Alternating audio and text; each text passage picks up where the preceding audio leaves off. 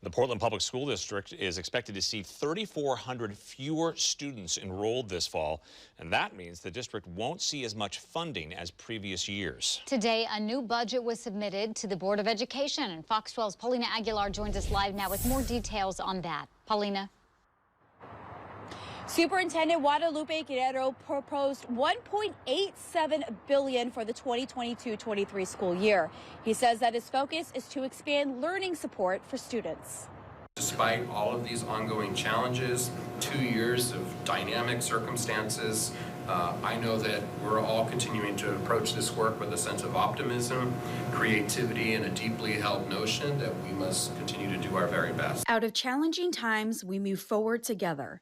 That's the theme of the new PPS budget proposal. Some examples will be to provide more tutoring, expand performing and visual arts, reduce class sizes, work with community organizations to work with students of color, and provide healthier lunches and hire specialists. We know that the disruptions of the last 2 years have taken a particular toll on the mental and behavioral health of our students.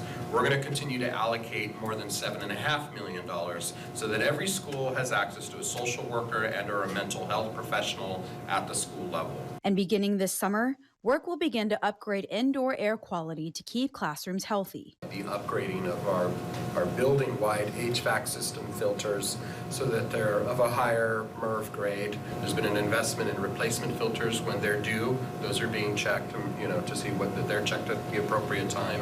Because this year's budget is lower than usual, there is a concern for teachers.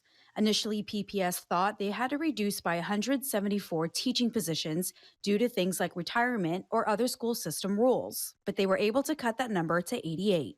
First thing we did was lower our class size maximums to ensure that we were able to retain additional staff. After that, we made intentional investments of additional dollars to retain staff at some of our most critical schools that demonstrated needs. Of those staff, that 88, we were then able to have communication. We go through a whole staffing cycle where we give staff opportunities to be placed appropriately according to their licensures into other settings. Teachers may transfer to a different school of their choice or based on needs, or they can obtain a different position within the system. Our licensed staff, we do not anticipate any of them having any layoffs or being without a placement or an assignment here in PPS. They will continue to be with us.